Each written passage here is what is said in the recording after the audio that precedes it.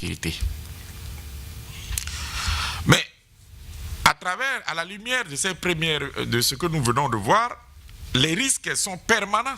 Les risques d'agression sont permanents ou d'invasion pour le contrôle des ressources stratégiques, énergétiques et minières.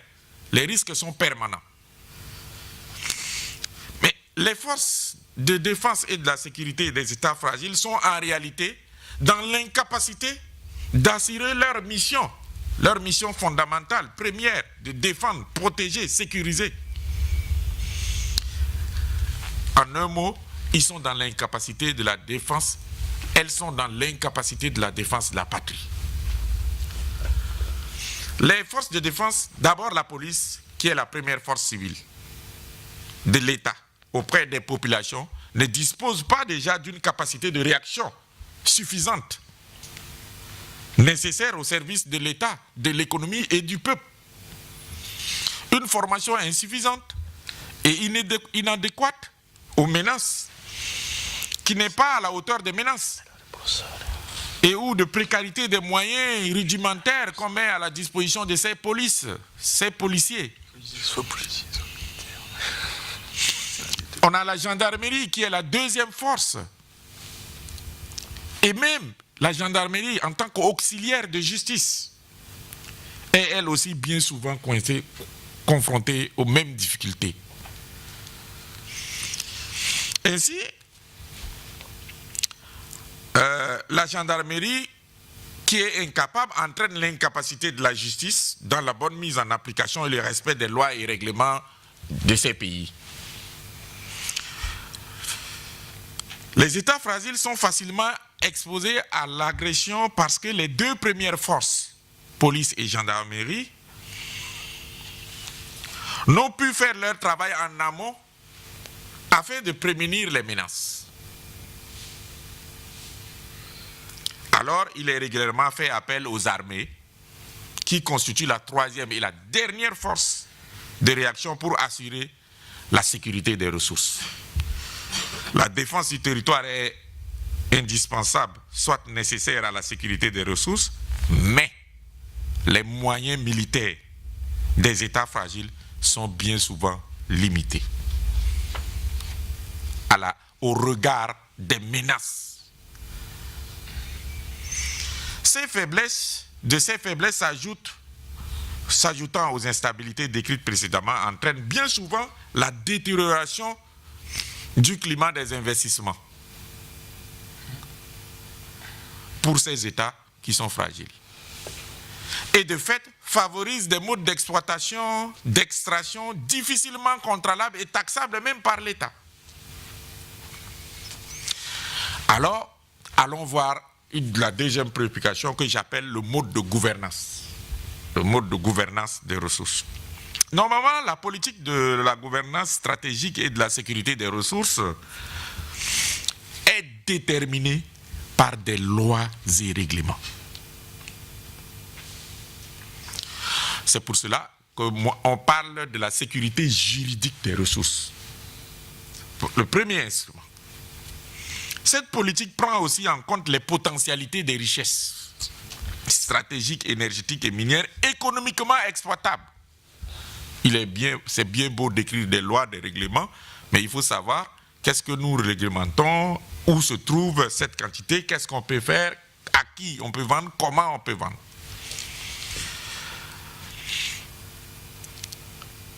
Cette politique prend en compte les potentialités. Ces atouts naturels constituent alors ce qu'on appelle la sécurité économique des intérêts vitaux des États. C'est la disposition, le contrôle, la connaissance de nos richesses naturelles. C'est une sécurité économique. Sur ce que j'appelais la sécurité juridique des ressources, on constate qu'il est faible parce que les législations et les réglementations de ces secteurs sont inefficaces, voire inexistantes dans certains États. Je me rappelle, quand je prenais la fonction à la tête du ministère des Mines en 2003, il n'y avait pas une loi portant code minier. il n'y avait pas de loi sur l'uranium. Et pourtant, le pays dispose de ce gisement d'uranium.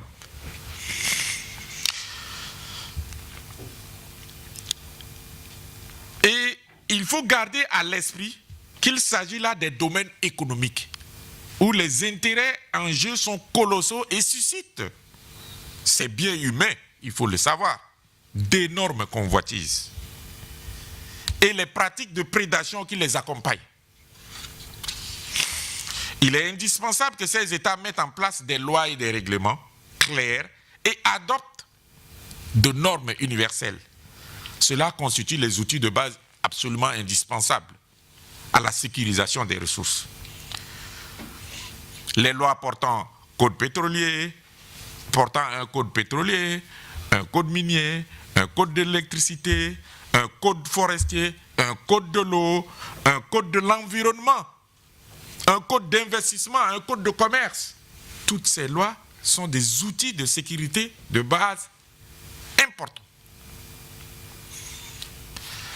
Ce sont les premières machines de travail qui doivent encadrer les activités des entrepreneurs du secteur, mais aussi le contrôle des États, l'exercice des pouvoirs judiciaires dans ces secteurs et la répression des forces de défense et de sécurité. Cet arsenal juridique doit aussi envoyer deux signaux forts. Un signal attractif pour les agents économiques. C'est bien beau de faire les lois, mais des lois qui sont attrayantes. Mais aussi un signal répressif pour les trafiquants et les prédateurs, qu'ils savent déjà qu'à travers les lois de ce pays, eh bien, si je me comporte de cette manière, voilà les peines encourues, voilà les répressions. Il s'agit là de deux faces d'une même pièce, en un mot. Le contrôle et la sécurisation des ressources d'une part, leur bonne mise en exploitation d'autre part pour créer des richesses afin de lutter contre la pauvreté, source d'insécurité même. Un tel cadre juridique permet aux États de se prémunir contre les risques de prédation. Mais il me faut à ce stade bien préciser que cela ne suffit pas. Il faut que les responsables en charge de les appliquer veillent effectivement à leur bonne mise en œuvre. Pour être utiles et efficaces, les codes et autres dispositifs juridiques requièrent aussi une administration efficace et d'une institution judiciaire crédible, dans le bon respect des procédures légales par les agents économiques, la prise des mesures cohérentes et aussi répressives pour respecter les règles. Mais il faut avoir la souveraineté sur les affectations budgétaires, en priorité sur les postes des ressources stratégiques et la défense des ressources du pays, sans être empêché, je mets entre guillemets, parce que nous savons que dans certains pays, il y a des débats sur les priorités des États, où par coopération avec les bailleurs de fonds, on impose à ces États de mettre par exemple les priorités sur le secteur social, alors que ce pays a besoin de mettre sa priorité sur la sécurité de ses ressources. Et du coup, on impose à ces États d'adopter un budget sur le secteur social et abandonner le secteur de la sécurité des ressources au bon sentiment de ceux qui veulent prendre le contrôle. C'est un problème sérieux lorsque les bailleurs de fonds viennent dire, écoutez, nous, on ne veut pas un pays qui a fait un budget pour renforcer la capacité scientifique, technique, opérationnelle des forces de défense. Or, si on impose ce genre de budget, parce que les forces de défense et de sécurité ne pourront rien si vous n'affectez pas les budgets nécessaires à leurs activités. Aussi, pour garantir un climat des affaires porteur et assurer la sérénité des investissements, il faut que les États veillent à assurer la stabilité des règles juridiques ainsi que l'indépendance des pouvoirs tout en luttant contre la corruption et l'impunité. On a constaté dans certains États où on a adopté une loi portant code pétrolier, code minier aujourd'hui, et 2 ans après, ah mais tiens, on va changer la loi. Cela n'améliore pas le climat des affaires. Pourquoi? Parce que l'investisseur qui apporte son financement veut avoir la stabilité de ses dépenses. Et si vous le changez tous les mois, eh bien, c'est un pays instable. Il ne peut pas mettre de l'argent dans ce coup. Alors, donc, la sécurité économique et stratégique pose ce problème-là. Mais il faut aussi que ces États aient une bonne connaissance de leurs ressources. Parce qu'il y a beaucoup d'États qui ne savent pas qu'est-ce qui se trouve chez eux comme ressources stratégiques, comme ressources minières, énergétiques. Et ils font appel aux entreprises de venir rechercher pour leur dire s'il y a quelque chose. Du coup, ils se débarrassent de leur souveraineté et les entrepreneurs deviennent en même temps juges et parties. Alors, dans ce cas, comment s'étonner qu'ensuite ces États soient en situation de faiblesse? Si certains pouvoirs qui sont importants ont été concédés dans les contrats d'attribution et concession à des entreprises qui récupèrent les meilleurs profits de ces ressources.